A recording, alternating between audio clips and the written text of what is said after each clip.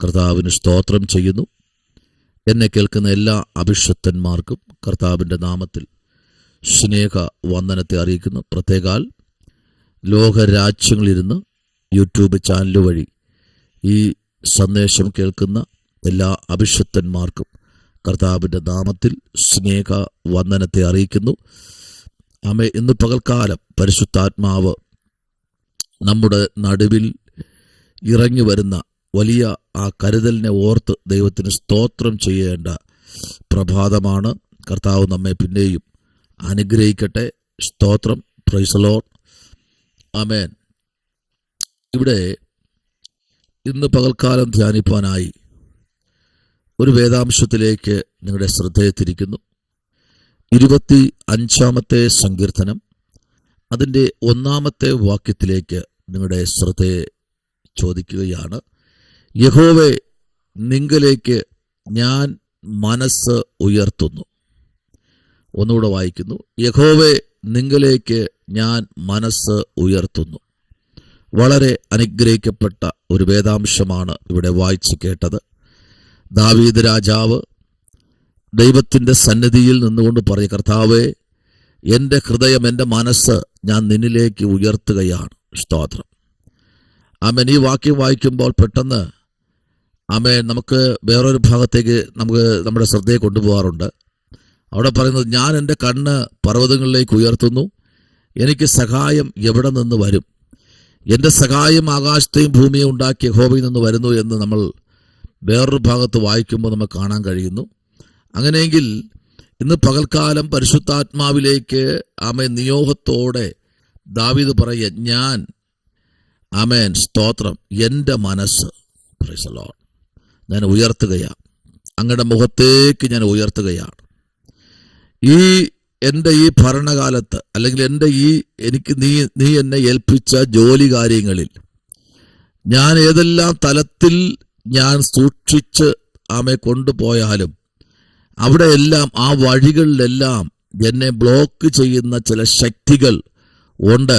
അത് വെളിയിൽ നിന്ന് ആരുമല്ല, എൻ്റെ കുടുംബത്തിനകത്തുള്ളവർ തന്നെ എന്ന് ദാവീദ് ഉറപ്പാക്കുകയാണ്. സ്തോത്രം. 4-ാമത്തെ വാക്യത്തിലേക്ക് വായിക്കുമ്പോൾ ദാവീദ് ഇങ്ങനെ പറയുന്നു, യഹോവേ, നിന്റെ വഴികളെ എന്നെ അറിയിക്കണമേ, നിന്റെ പാതകളെ എനിക്ക് ഉപദേശിച്ച് തരണമേ. സ്തോത്രം. ഇന്ന് പകലിൽ കർത്താവിലേക്ക് ആമേൻ ഏൽപ്പിച്ചു കൊടുക്കാമോ? ഇങ്ങനെ പറയാം ദാവീദിനോട് ചേർന്ന്, യഹോവേ, നിന്റെ വഴികളെ എന്നെ അറിയിക്കണമേ. സ്തോത്രം. അപ്പൊ ഇന്ന് പകൽക്കാലം നമ്മൾ ഏതൊക്കെ വഴിയിൽ സഞ്ചരിക്കണമെന്ന് ആമേൻ നമ്മൾ ഡിസൈൻ ചെയ്യുന്നത് പോലെ അല്ല. കാരണം വചനം പറയുന്നു, നിന്റെ വഴികളല്ല എൻ്റെ വഴികൾ. സ്തോത്രം. Praise the Lord. ആമേൻ. എൻ്റെ വഴികളല്ല നിന്റെ വഴികൾ. കണ്ടോ? അപ്പൊ വചനത്തിന്റെ അകത്തളങ്ങളിലേക്ക് പരിശുദ്ധാത്മാവ് നമ്മെ കൊണ്ടുപോകുമ്പോൾ ആമേൻ സ്തോത്രം. ഇവിടെ നമ്മൾ വായിച്ചതുപോലെ 121-ാം സങ്കീർത്തനത്തിൽ ദാവീദ് പറയുന്നു, ഞാൻ എൻ്റെ കണ്ണ് പർവ്വതങ്ങളിലേക്ക് ഉയർത്തുന്നു. അതൊരു ആരോപണ ഗീതമാണ്. സ്തോത്രം. കാരണം ഒത്തിരി പ്രയാസത്തിൽ കൂടെ ദാവീദ് തൻ്റെ ഔദ്യോഗിക സ്ഥാനം അലങ്കരിച്ചു കൊണ്ടുപോകുമ്പോൾ ഒത്തിരി വേദനകൾ അതിനകത്തുനിന്ന് താൻ അനുഭവിക്കാനിടയായി. ആമേൻ. ഇന്നലെ സ്നേഹിച്ചിരുന്നവർ പിന്നെ ശത്രുക്കളായി തീർന്നു. ദാവീദിനെ ആരെയും വിശ്വാസമില്ലാത്തൊരു കാലഘട്ടത്തിലേക്ക് വന്നു. ആരെ ഞാൻ വിശ്വസിക്കണം? ആര് പറയുന്നു ഞാൻ കേൾക്കണം? എന്നാൽ 24:10 പറയുന്നു, മഹത്വത്തിന്റെ രാജാവ് ആർ? സൈന്യങ്ങളുടെ യഹോവ തന്നെ, അവനാകുന്നു മഹത്വത്തിന്റെ രാജാവ്. കണ്ടോ? ആമേൻ. ഓരോ തലത്തിലും ദാവീദ് പരിശോധിക്കുക, ഞാൻ ആരെയാണ് ആമേൻ പ്രസാദിപ്പിക്കേണ്ടേ? എൻ്റെ അടുത്ത് വന്ന് കൂടി ഇരിക്കുന്ന ജനത്തെയാണോ? അവരിലാണോ ഞാൻ എൻ്റെ മനസ്സുറപ്പിക്കേണ്ടത്? അവരിലാണോ ഞാൻ ആമേൻ എൻ്റെ ഹൃദയം സമർപ്പിക്കേണ്ടത്? ദാവീദ് പല ദൈവസന്നിധിയിൽ പറഞ്ഞ് വിവരിക്കുന്ന കാര്യങ്ങളാ. സ്തോത്രം. കഥകളെ ആമേൻ ഉയർന്നിരിപ്പീൻ, മഹത്വത്തിന്റെ രാജാവ് പ്രവേശിക്കട്ടെ. കണ്ടോ? ഹല്ലേലൂയ. ഹൃദയത്തിന്റെ വാതിലുകൾ നോക്കി പറയുക, ഉയർന്നിരിക്കണം. ഉണർന്നിരിക്കണം, പ്രത്യാശയോടെ ഇരിക്കണം, മഹത്വത്തോടെ ഇരിക്കണം. കാരണം മഹത്വത്തിന്റെ രാജാവാ പ്രവേശിക്കുന്നേ. 25:4 പറയുന്നു, യഹോവേ നിന്റെ വഴികളെ എന്നെ അറിയിക്കണമേ. നിനക്ക് എന്നെക്കുറിച്ചൊരു പദ്ധതിയുണ്ട്. ഇന്ന് ഈ മെയ് മാസം 11-ാം തീയതി ഞാൻ ഏത് വഴിയിൽ നടക്കണം, ഞാൻ എന്ത് ചെയ്യണം, ഞാൻ എവിടെ പോകണം, ഞാൻ എന്ത് കഴിക്കണം, എന്തുടുക്കണം, ഇതെല്ലാം നിന്റെ പദ്ധതിയിലുണ്ട്. അത് ദാവീദ് നല്ലോണം അറിയാം. പലപ്പോഴും ഞാൻ പറയുന്ന വാക്കുകൾ പലപ്പോഴും വേദനയായി വന്നു എന്ന് ദാവീദിന് നല്ലവണ്ണം ബോധ്യമുണ്ട്. സ്തോത്രം.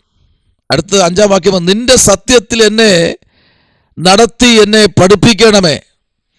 നീ എൻ്റെ രക്ഷയുടെ ദൈവമാകുന്നു.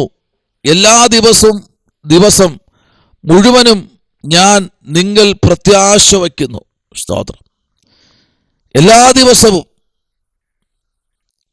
ദിവസവും ആമേൻ, ഹല്ലേലൂയ, ഞാൻ നിങ്ങൾ പ്രത്യാശ. ആമേൻ.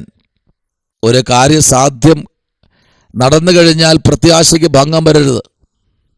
ആമേൻ, ഹല്ലേലൂയ. നമ്മൾ വിഷയത്തിനു വേണ്ടി പ്രാർത്ഥിക്കുന്നു. ആ വിഷയം ലഭിച്ചു കഴിഞ്ഞാൽ ശേഷം പിന്നെ പ്രാർത്ഥന വേണ്ട എന്നല്ല ഇവിടെ പറയുന്നത്. എന്നാൽ 17-ാമത്തെ വാക്യം പറയുന്നു, എനിക്ക് മനോപീഡകൾ വർദ്ധിച്ചിരിക്കുന്നു. എൻ്റെ സങ്കടങ്ങളിൽ നിന്ന് എന്നെ വിടുവിക്കണമേ. അപ്പൊ മനസ്സിനകത്ത് വാക്കുകൾ കൊണ്ട് പീഡിപ്പിക്കുന്ന പീഡകൾ അനുദിനം വർദ്ധിച്ചുകൊണ്ടിരിക്കുന്നു.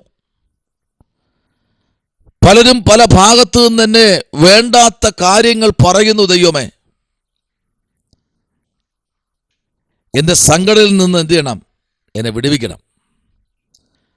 ഇന്ന് പകൽക്കാലം പറയാമോ? ഏതാ സങ്കടത്തിൽ ഇരിക്കുന്നത്? എന്ത് സങ്കടമാണെങ്കിലും കർത്താവിനോട് പറ. കർത്താവ് ആരോടും പറഞ്ഞ് നിന്നെ പരിഹസിക്കത്തില്ല. നിന്റെ സങ്കടങ്ങൾ കർത്താവിനോട് പറയാൻ ഇന്ന് പകലിൽ താല്പര്യമാണെങ്കിൽ മുഴങ്കാൽ മടക്ക്, പ്രാർത്ഥനയിൽ ജീവിതം ആരംഭിക്ക്. നിന്റെ സങ്കടങ്ങൾ ഇന്ന് പകൽക്കാലം സന്തോഷമാക്കുന്ന ഒരു കർത്താവ് നിങ്ങളുടെ മുൻപിലുണ്ട്. പലപ്പോഴും നമ്മുടെ ആവശ്യങ്ങൾ, നമ്മുടെ പരാതികൾ നമ്മൾ മനുഷ്യരുമായി ഷെയർ ചെയ്യുമ്പോൾ കേട്ട് ആമേൻ അവർ സന്തോഷിക്കുമ്പോൾ നമ്മുടെ മനസ്സിലെ ഭാരം മാറിയെന്നാണ്. ഇല്ല പൈതലെ, ഭാരം മാറിയില്ല. നീ പിന്നെയും ഭാരത്തിലേക്ക് പൊയ്ക്കൊണ്ടിരിക്കുക. ആമേൻ. എന്നാൽ ഇന്ന് പകൽക്കാലം 19-ാമത്തെ വാക്യത്തിൽ പറയുന്നു, എൻ്റെ ശത്രുക്കളെ നോക്കണമേ, അവർ പെരുകിയിരിക്കുന്നു. ആമേൻ. അവർ കഠിന ദേഷ്യത്തോടെ എന്നെ ദേഷിക്കുന്നു. കുറഞ്ഞിട്ടില്ല, അവർ പെരുകിയിരിക്കുക. അനുനിമിഷം അഭിഷക്തന്മാർക്ക് നേരെ ശത്രുക്കൾ പെരുകുന്നു. ഓ റബന ശംഭവ രാജ്, ഹല്ലേലൂയ. ഓരോ നിമിഷവും ശത്രുക്കൾ പെരുകിക്കൊണ്ടിരിക്കുന്നു. ശബനപരഗതുനി. ഇന്ന് പകൽക്കാലം സ്തോത്രം നമുക്ക് പറയാം, കർത്താവേ, ഞാൻ മനസ്സ് ഉയർത്തുന്നു, നിങ്ങളിലേക്ക് ഞാൻ ഉയർത്തുന്നു, നിന്റെ പാദപീഠത്തിലേക്ക് ഞാൻ അമർന്നിരിക്കുകയാണ്. ഹല്ലേലൂയ. അടുത്ത് താൻ പറയുകയാണ്, എൻ്റെ കാൽ വഴുതുവാൻ അവൻ സമ്മതിക്കുകയില്ല. സ്തോത്രം. നിന്നെ കാക്കുന്നവൻ മയങ്ങുകയില്ല. Praise the Lord. കർത്താവിലേക്ക് ഏൽപ്പിച്ചു കഴിഞ്ഞാൽ നിന്റെ വിഷയങ്ങൾക്ക് അവൻ പരിഹാരം തരുന്ന ദൈവമെന്ന് ഇന്ന് പകൽക്കാലം ഏൽപ്പിച്ചു കൊടുക്കാം. പ്രാർത്ഥിക്കാമോ? പരിശുദ്ധനായ ദൈവമേ, സ്വർഗ്ഗ നല്ല പിതാവേ, അനുഗ്രഹിക്കപ്പെട്ട പ്രഭാതവേളയ്ക്കായി സ്തോത്രം. കർത്താവ് ഇത്രത്തോളം ഞങ്ങളുടെ കാര്യാദികൾ നോക്കുന്നതിനായി സ്തോത്രം. ദൈവം അത്ഭുതങ്ങളെ ചെയ്യണം, അതിശയങ്ങളെ പ്രവർത്തിക്കണമേ നാഥ. വലിയ വീര്യ പ്രവർത്തികൾ പിന്നെയും കണ്ട് സന്തോഷിപ്പാൻ സഹായിക്കണം. പ്രാർത്ഥന കേട്ടിരിക്കാൻ നന്ദി. യേശുവിൻ അൻപുള്ള നാമത്തിൽ തന്നെ ആമേൻ. ഈ വചനങ്ങളാൽ ദൈവം നിങ്ങളെല്ലാവരെയും സമൃദ്ധിയായി അനുഗ്രഹിക്കട്ടെ. God bless you.